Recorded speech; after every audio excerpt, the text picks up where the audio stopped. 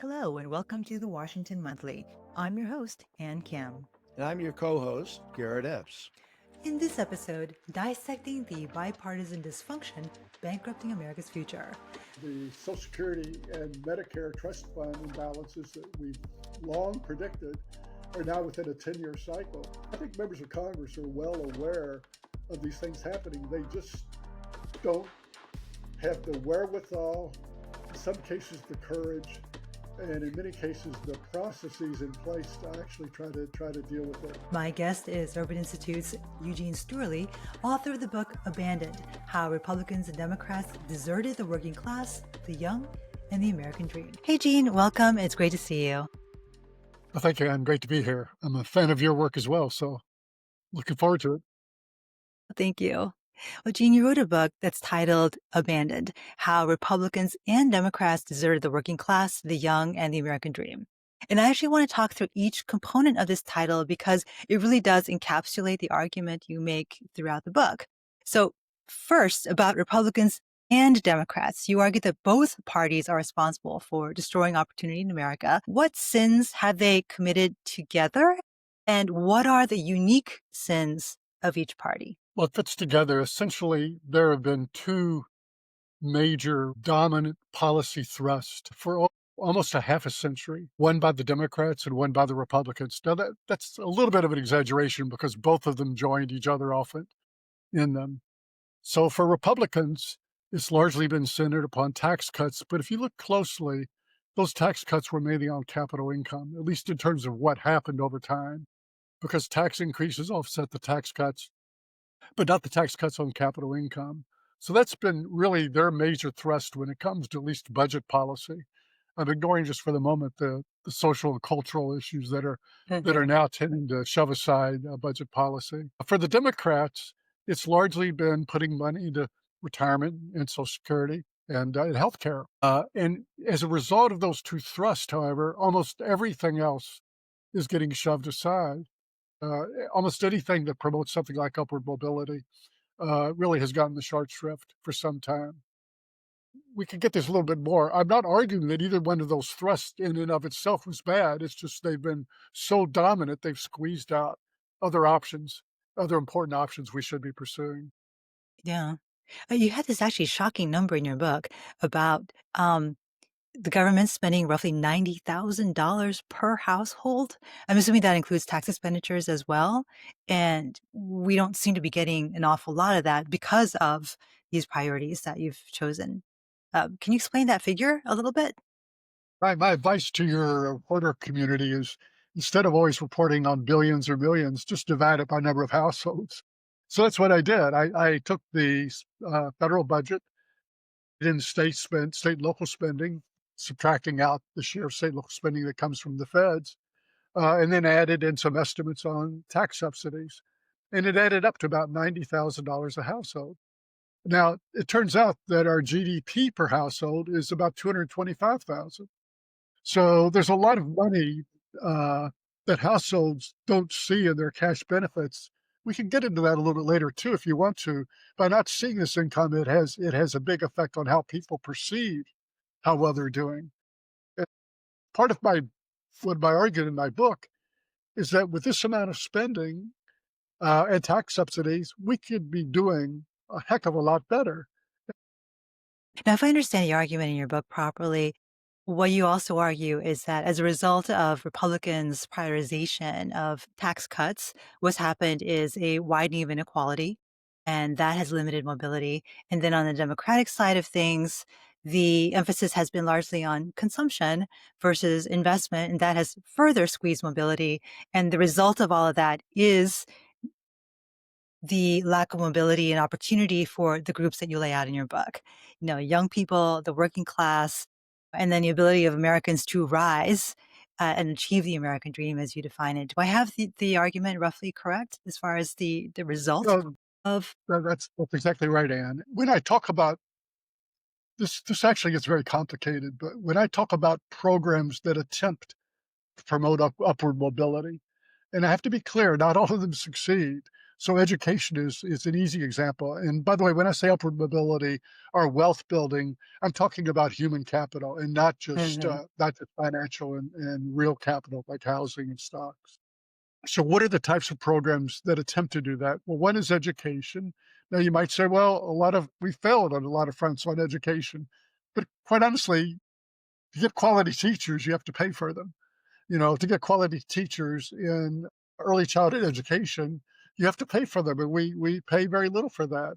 We've neglected for a long time those young people who don't go on to college. We don't have much of an apprenticeship program in this country. We don't really have programs that really are oriented to those who aren't going to go on to college. And let's face it, through high school years, have a lot of other interests. We have to figure out ways to put money into those efforts. I also suggest very strongly that we should be doing a lot more in the way of wage subsidies. So all these efforts at sort of picking particular industries we're going to favor, or we're going to tariff competitive industries abroad and make our own industries less competitive, they do very little for the working class. So I argue that we ought to be beefing up a lot the work subsidies we have in this system. I even suggest perhaps something like a universal basic wage, not basic income, because I think that's a mistake. But in order to have these types of wage subsidies, we have to fix a lot of things. The current earned income credit mainly goes to single mothers with children who we want to help, but it's left out a lot of the people you've written about yourself, Anne, like young males, young people in general who feel left out of the system because, in fact, they're not eligible for those types of subsidies. And married couples who have two earners, they get phased out of it, out of this and a lot of other systems. So there's a huge marriage penalty beyond their income credit throughout our subsidies. So doing something to promote the things we think we need to do and promote upward mobility would include those. And on the financial side, our pension subsidies mainly go to people who have good incomes because it's proportional to the amount of money you can put in the system, roughly, except at the very top, and proportional to your tax rate. And housing subsidies, like the home mortgage interest deduction, have done really nothing to expand home ownership for some time. They did help when many years ago, when your wages became a new form of capital, you could put up Mm. uh, and convince the bank that that made you eligible. You had collateral in a sense for your loan.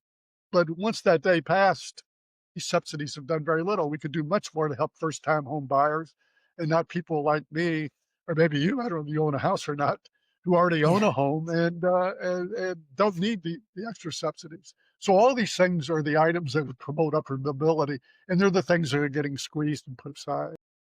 You've begun to answer this question about how current policies are betraying the people who most need the help. But if we could back up a little bit and talk a little bit more about the ways in which current policy and current domestic policy betray the young. You've begun to talk about that in terms of what we're failing as far as education.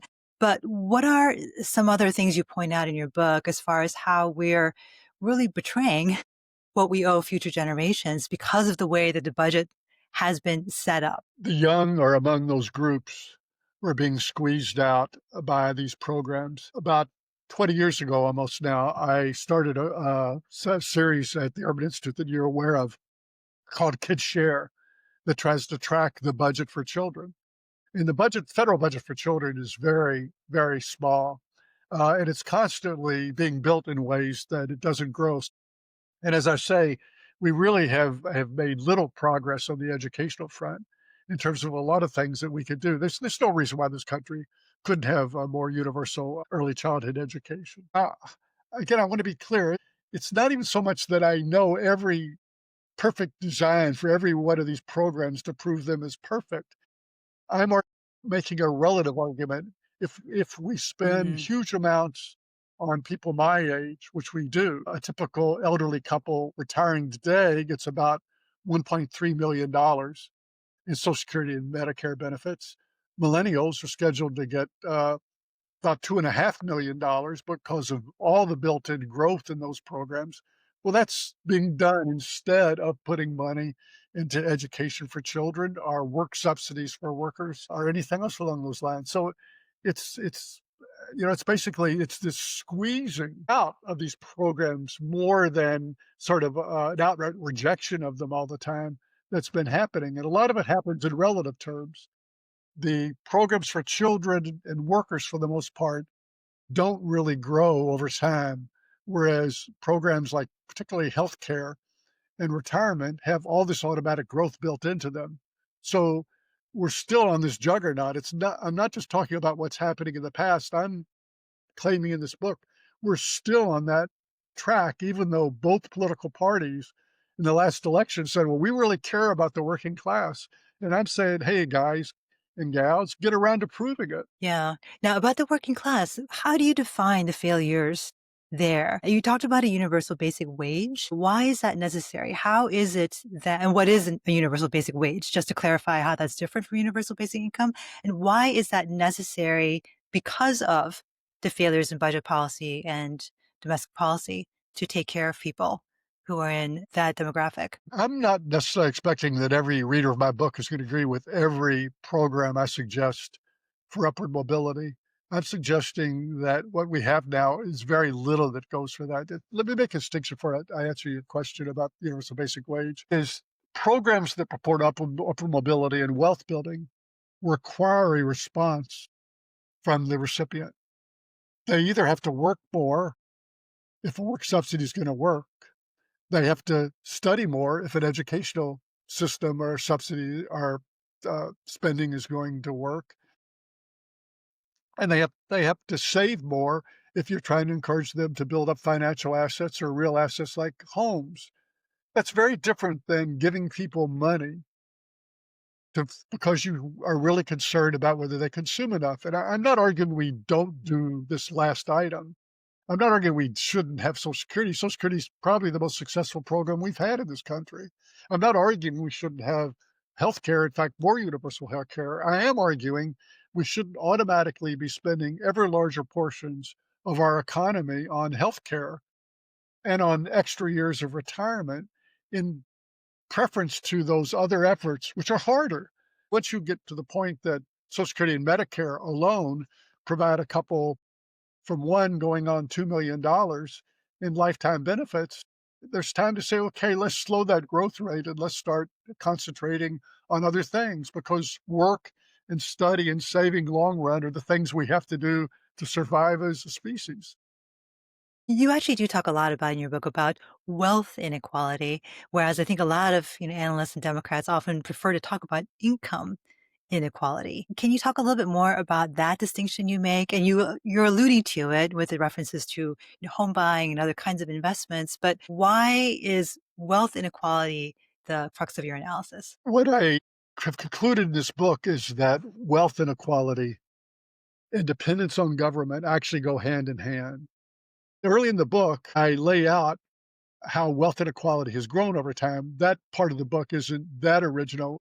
One piece I think that was more original is I suggested that while we can't measure human capital, which we count as wealth, the ability to create things, access to good ideas, even living within an entrepreneurial community where you that's a form of human capital. We can't really measure that, but we can measure one of the major returns to human capital, which is market income.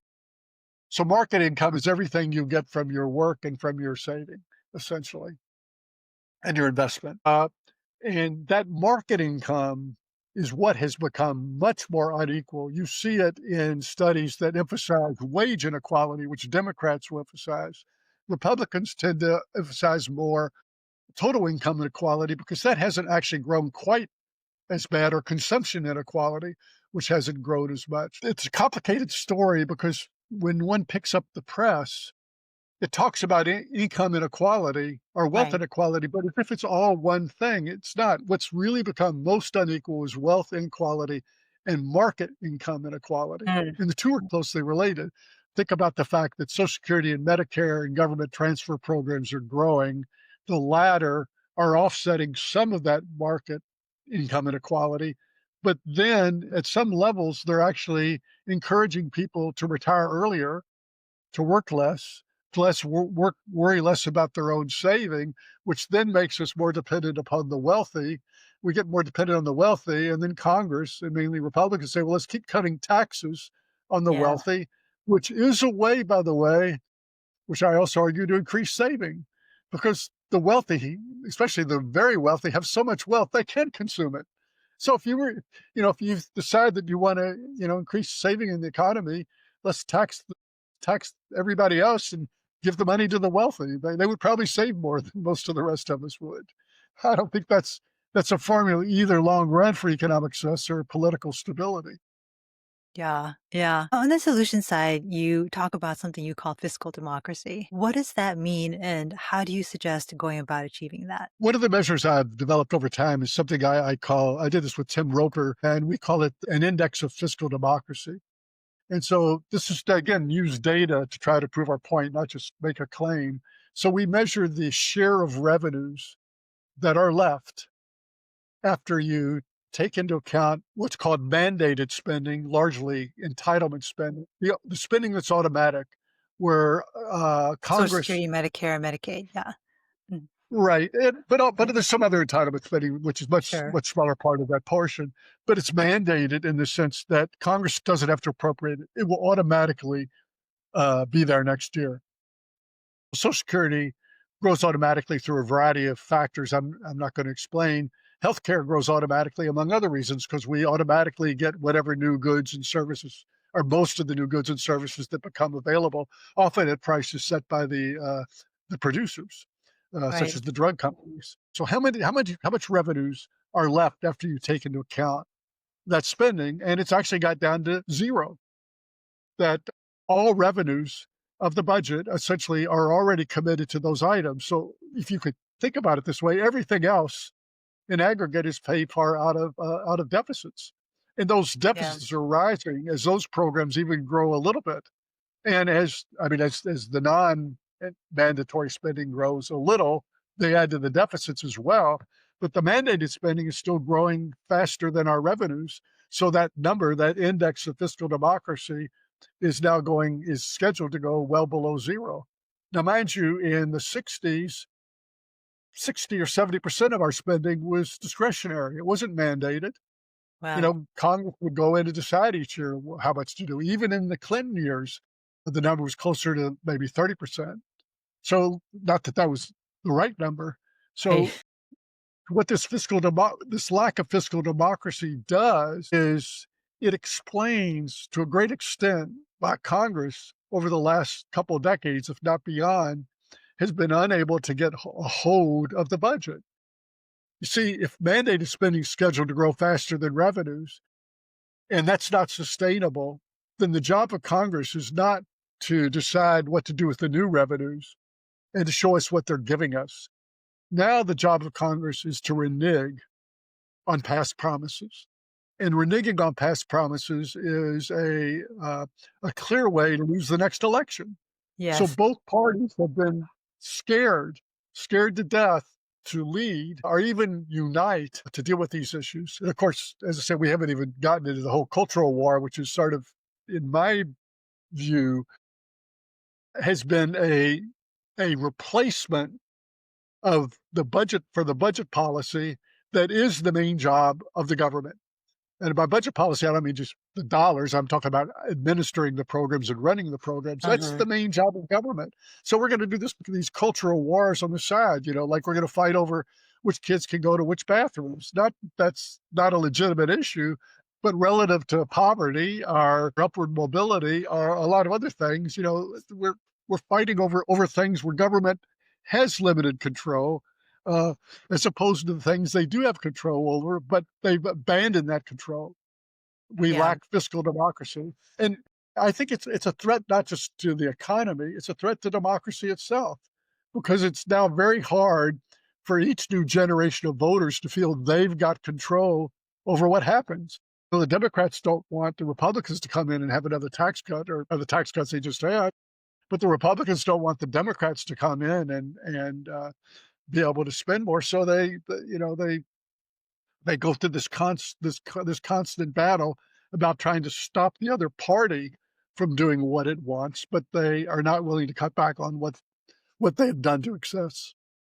How do you suggest, though, breaking through the short-term thinking, though? I mean, we are trapped for better or for worse, as long as our constitutional system is the way it is, with the 2-year cycles in the House and 6-year cycles and the 4-year cycles for the presidency. But you're talking about changes that require a Congress to think 20, 30, 40 years in the future.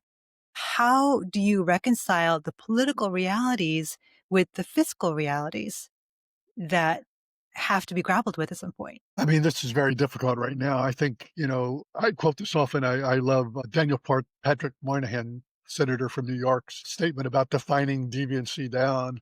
I think we've actually become more and more deviant in our policy discussions. So I don't see any immediate end to that. I think at some point things crash. Hopefully they don't crash economically. Hopefully they crash because the public finally decides it really is tired of all this and it demands something. So we voters are really not totally what I want to say innocent from what's going on. We vote for these people who often try to mislead us. Again, on both sides. So Yeah. I think part of that's coming about. I think actually people like yourself are actually trying to deal with that, and a lot of the discussions you have about how can we build up better systems of trust that the public would accept? Can Congress trying to come together to fit together a lot of pieces without the president being behind them is never a good starting point. Occasionally it's happened, but not usually. Uh, so I think it's gonna take some presidential leadership. I think it's gonna take some real efforts at bipartisan acts in Congress and maybe us voters voting for people who can work across the aisle. I try to think of other things here and there, just like everybody else about how you might build some of this consensual efforts. But I do not have an easy political answer. I do think, back to looking at the budget, I do think that the way we budget people, like myself, budget tax spending people, present the data to the public is often misleading. I'll give you one example. When we do a tax cut, typically we do a distributional table about the winners. Here's who got a tax cut. In some cases, the bills have been only tax cuts. The last one did a little bit of some tax increases too, but we report with the net tax cut that there essentially is a net increase in income being given to the public. Well, that's misleading because somebody's paying for it. The reason we show those, say, those losers by income class or however we show them is because we can identify them. We can run models that identify them.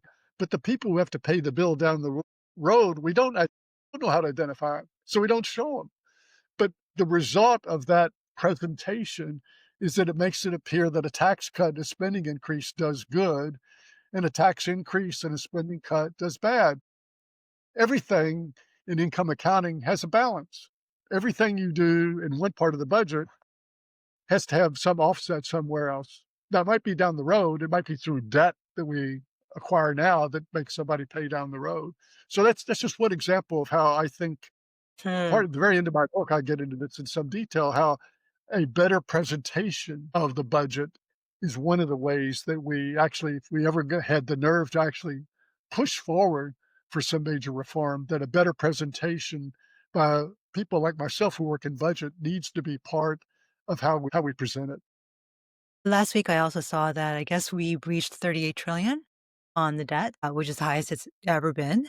Um, and, both parties have been guilty of arguing that deficits don't matter. And, for a brief while, you had, modern monetary theory, taking center stage on the left. And the GOP has actually never considered deficits to be that big of a problem, starting with Ronald Reagan and so forth. What's your argument that deficits actually do matter and that we're going to start seeing the impacts of this kind of debt fairly soon? In fact, we are starting to see one impact in just the last 2 or 3 years, which is that interest costs have been rising as a share of GDP and rising fairly rapidly. A lot of people look at the nominal rates of interest. Actually, this is even pre the recent election, but just about at the end of COVID, the real rate of return on, say, like a 10-year treasury finally jumped up to about close to 2%. Actually, maybe even higher a little bit. Maybe it's 1.5 now. For a long time, it was closer to zero. So that jump occurred even before the debate over what's going on with the Trump budget. A very interesting statistic. If you look at from 1980 to about 2020, I'm not sure I have the exact last year, the debt to GDP ratio, that is the share of our national income, debt divided by our national income, quadrupled from about 25% of GDP to 100% of GDP, or 25% of national income to 100% of national income, measured by that GDP statistic. So it quadrupled. So I think that's one way we're starting to see the problem right now. We're seeing it in the fact that finally the Social Security and Medicare trust fund imbalances that we've long predicted are now within a 10-year cycle. Th- This is not taken care of in this presidential term. It's almost impossible to go through the next presidential term and not deal with it. So I think members of Congress are well aware of these things happening. They just don't have the wherewithal, in some cases the courage, and in many cases the processes in place to actually try to deal with it. And as I say, it's that we're having this cultural war that totally sidetracks us. You must have the same feeling as a reporter. And how often can you get attention to policy issues in the midst of this cultural Right. war? It's difficult, Yeah. right? Right. And not even the cultural stuff, like some new outrage, some new tariff, some new, oh, East Wing is gone, that kind of Right, right, right. that kind of thing. Just like, yeah, it's very difficult. And yeah, it's going to be difficult in 2034 when those trust funds run dry, for sure. But also, Well, let me maybe that is part. just a footnote there, and the deficits in Social Security and Medicare are taking place now. They're not that much worse in 2034 than they are in 2033. 2033 is getting worse and worse relative to 2025, but they're already Gotcha. there. Gotcha. Gotcha. 2034 would be the first time that we actually have to have mandatory cuts, though, to benefits. Am I understanding how that would work, though? Or is that going to be the crisis point when you're going to have, well, I guess it would be people my generation, actually, who are about to retire. I think the crisis is already here. And in point of fact, if we have another 10 years of growth in benefits that we don't get under control, that continues this squeeze that I'm talking about for another 10 years. What 2034 does more than anything is it forces action, because the law says you can't pay out any benefits that aren't at least coming from money that are in the trust funds and the taxes that Yeah. go to those. Yeah. So Yeah. it's a forcing action, but it's the problem is now. And unfortunately, the forcing action is sometimes the only thing that could cause Congress to react, but probably in a way that will not be constructive, unfortunately, depending on where we're at that point. I wish I could be more optimistic. So, do you have advice in the short term for politicians who are looking at all of this about anything small that they could do, assuming that the House comes back into session at some point and Congress is functional, let's just say 2026, and there is some balance of power restored to Congress. What's the first thing that Congress should think about doing to restore the fiscal democracy index to a level that is more sustainable for the nation? Well, one, they could certainly enact budgets that try to start tackling the problem. I fear that the issue is so widespread that the good or the right ways to do it can't happen in the short run. So what do I mean by that? I mean that the extent of the imbalance is so great that I think the traditional budget method of just stacking up a few items here and there just can't get you to several percentage points of GDP, Hmm. which is the rate, the deficit that has to be cut. But nonetheless, they could start doing something. Anything that moves a little bit in the right direction is better than something that moves in the wrong direction, like the recent budget bill. Certainly not new to me. David Walker, former comptroller general and head of the Peterson Foundation, always it was among the many people that said, when you're in a hole, don't dig deeper. So that's a one little thing. Something I think that Congress could do that I've been arguing for 40 years is somewhat independent of this, but not entirely, is you could come in and address a lot of the weaknesses of a lot of programs by uh, by simply making what I'll call deficit neutral trade-offs. I'll give you one little example. The Congress recently adopted a new charitable deduction that, for reasons I won't fully get into because we don't have time, is really fairly badly designed to promote charitable giving, among other reasons, for people at the who are now not itemizers that will get a charitable deduction. It's capped. So if you're already giving above the cap, there's no incentive. You're just getting a windfall. So there's much better designs of a charitable deduction using the same amount of revenues. And Congress needs to build up the types of systems where people can come together for something like that. Well, let's fix it. Let's create a better charitable deduction. If we don't want to have to fight over the size or the revenue or whether government's bigger or smaller, let's just make it more efficient. And you got to be careful with this word. More horizontally equitable is treat equals Uh-huh. equally, which is Yep. different than how progressive you are. So you can dodge the progressivity and the size of government issues that tend to dominate almost every discussion. You could put them aside and say, well, how do we make these systems work better? Elon Musk could have done this with Doge. I mean, there's a lot of inefficiency in government administration. The Government Accountability Office comes out every year with all sorts of suggestions.